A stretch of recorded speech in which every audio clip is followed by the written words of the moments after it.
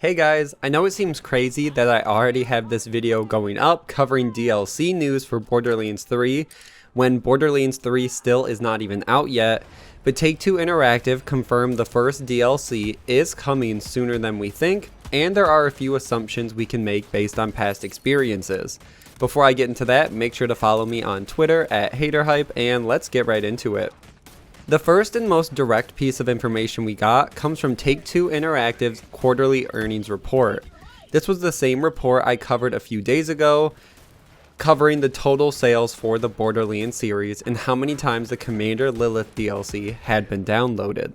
I'll link that video down below if you guys are interested, but going back to the DLC news, the report said, quote, "Later this month, Borderlands 3 will be at Gamescom in Germany, where we will share details on an expansion post-launch content that will keep players engaged with new experiences well past September 13th.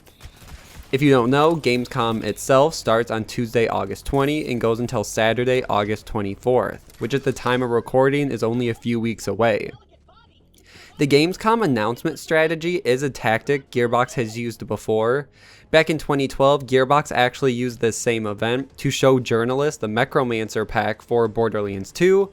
They announced behind closed doors that the pack itself had taken less time than they originally thought, and showed off some early gameplay, skill trees, and art.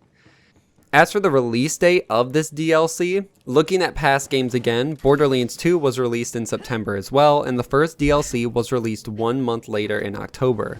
This is a very quick turnaround, and I could see Gearbox waiting more time this time around for the game, maybe even closer to 2 months after release before we get the first expansion. Say they worked on Borderlands 3 longer than previous games.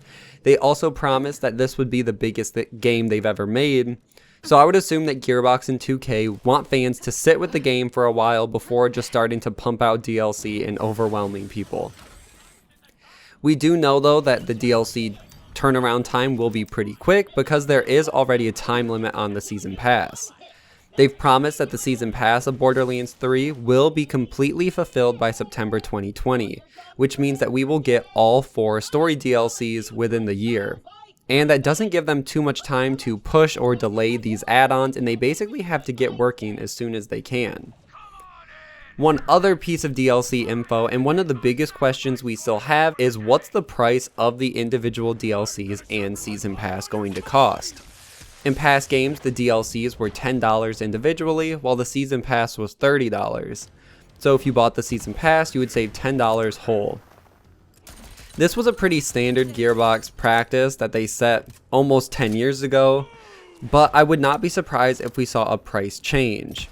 It's a hard thing to compare to nowadays because no other company really makes DLCs like Gearbox, and Gearbox always provides a worthwhile product they could potentially then use to justify a few more dollars for each add-on, which in turn could make the season pass closer to $40.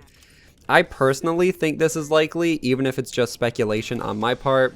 Games are more expensive, their DLCs have gotten bigger. I think maybe $15 individually or $40 for the season pass. That way you save more on the season pass, but they still get a little bit more money for the development. And that's really all we know. We just basically now are waiting until Gamescom to see what we get. I assume at that event we'll get the standard price of what it will be, when it will launch, and maybe some early ideas or concept art. Maybe a working logo even. They usually have those done pretty early. And I wouldn't be surprised if Gearbox is moving ahead pretty quickly now, considering Borderlands 3 just went gold a few weeks back.